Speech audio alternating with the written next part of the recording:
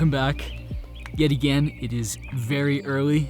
We're out to catch a sunrise this morning. This is a color grading tutorial. It's about an effect that I've never really used before, but just started using all the time lately, so I wanted to share it with you and hopefully give you some helpful advice and creative ideas for your own work as well.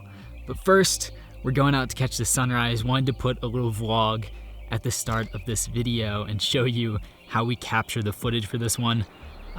It is early. I'm linking up with my friends Dave and Rachel, so I'm super stoked, and we're at a spot that I've not been to for several months. So I'm excited to see it with some lush plants, spring colors, and hopefully a nice sunrise. You can see we're starting to get some color in the sky right behind me. Clouds are looking good, and it should be a pretty good shoot.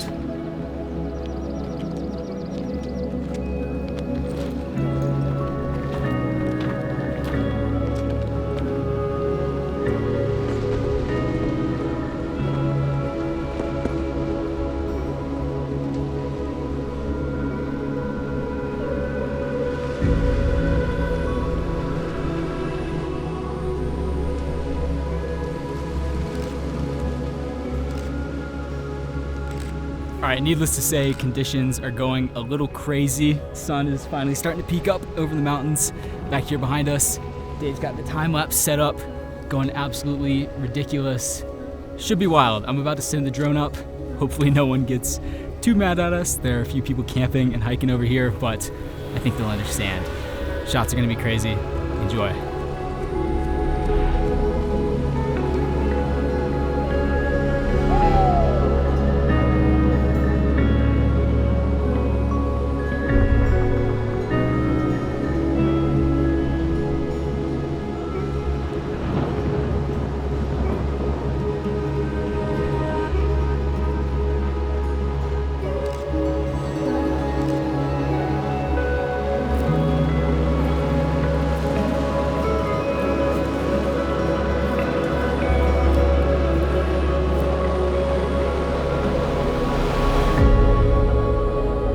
Okay, first of all, what a sunrise. That was ridiculous. Just cotton candy skies, good vibes all around.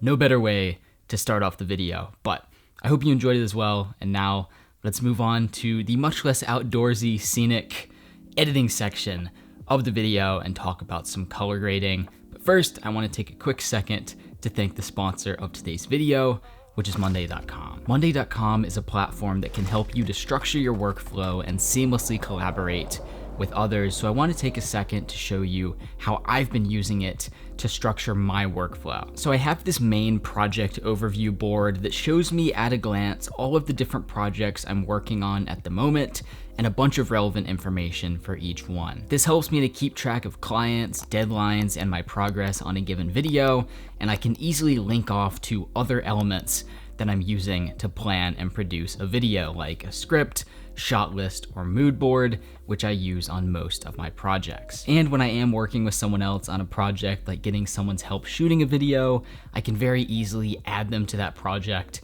and loop them into all of that information. That team aspect is what Monday.com is really known for, but as you can see, it's also incredibly useful for a solo creator like myself. And that's just me. There are so many other options and features that you can use to tailor this to your own individual workflow. So if you're interested in trying it out for yourself, use the link in the description of this video and you can get a 1-month free trial. And that being said, let's now move on and talk about a color grading tool that you probably aren't using, and that is the Hue versus Luma slider. It's located in the curve section of the Lumetri color panel, and it's right next to the Hue versus Saturation slider and the Hue versus Hue slider, which you probably use all the time, but this one gets almost no attention. The Hue versus Luma slider allows you to darken or lighten a color or a range of colors in the image. So on the x-axis along the bottom, you have all of the hues throughout the image, all of the different colors that you can select,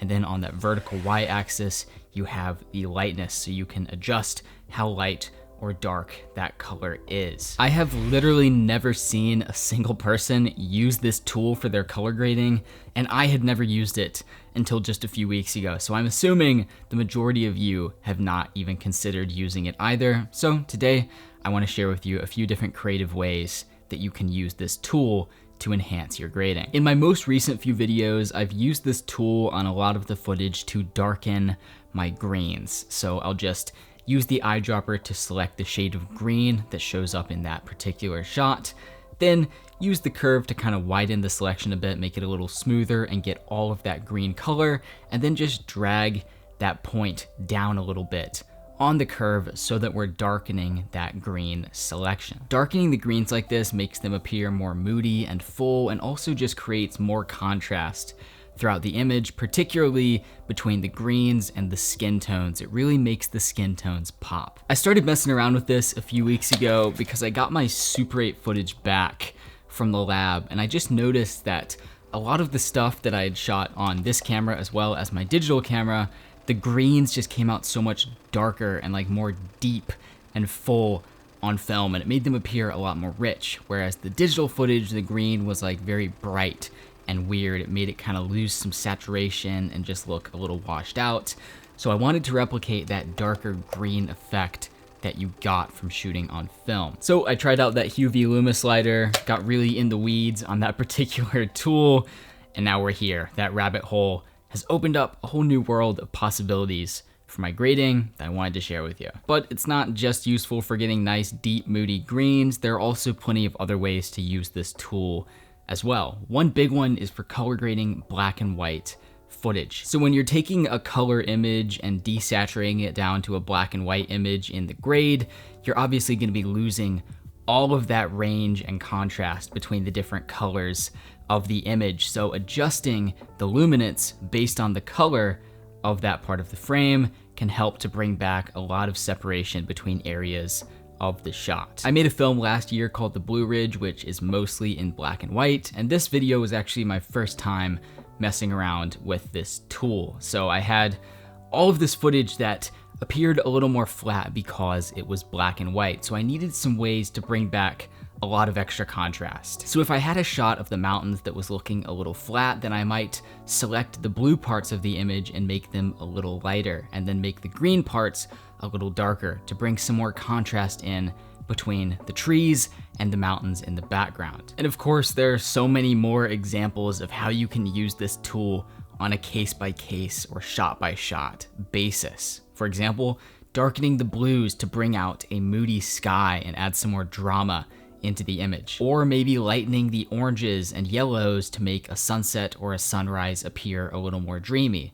Or lightening the blues to make the mountains appear more distant and hazy. This tool is super fun to play around with on your footage, but you do have to be careful when you're using it for your grade because it can create some nasty artifacts depending on the shot. And if you're working with lower quality 8-bit footage, or the shots are grainy or underexposed, this might not even be an option. I mentioned before that I like to kind of widen the selection that the eyedropper makes a bit.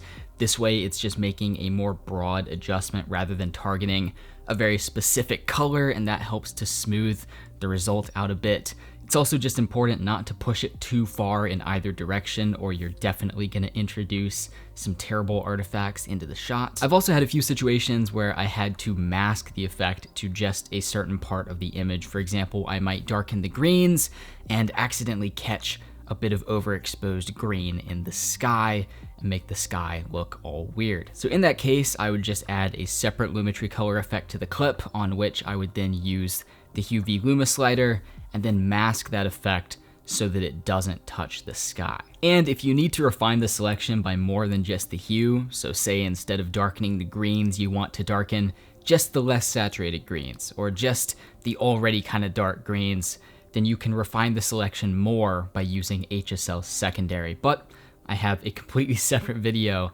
all about that effect, which I will link right up here. Of course, this tool doesn't have to make its way into your workflow, and you definitely won't use it on every single shot, but it's important to understand how all of these different tools work so that you have the option of using them when it's necessary. Each shot presents unique challenges and opportunities for your grading, so the more tools you can have in your arsenal, the more tricks you have up your sleeve to throw at a given clip, the more you'll be able to make the most of whatever opportunities and challenges you have on whatever clip you're grading tomorrow, next week, or a few years down the road. So I hope this video has given you one more tool to have shelved away for whenever you need it. All that being said, I hope you learned something new from the editing section of this video, enjoyed the vlog at the beginning, and if you want more of that kind of outdoorsy hiking type stuff from me, Instagram is the place to go. That's pretty much everything that I post over there these days. So at Aidin Robbins. If you try out this tool and use it for your own work, let me know, like drop a comment or a tag on Instagram or something. I always love to see how you all run off and use the techniques I talk about in these videos. So I'd love to see how you use this one. Thanks again to the homies at monday.com for sponsoring this video. Keep creating, and I'll see you in the next one.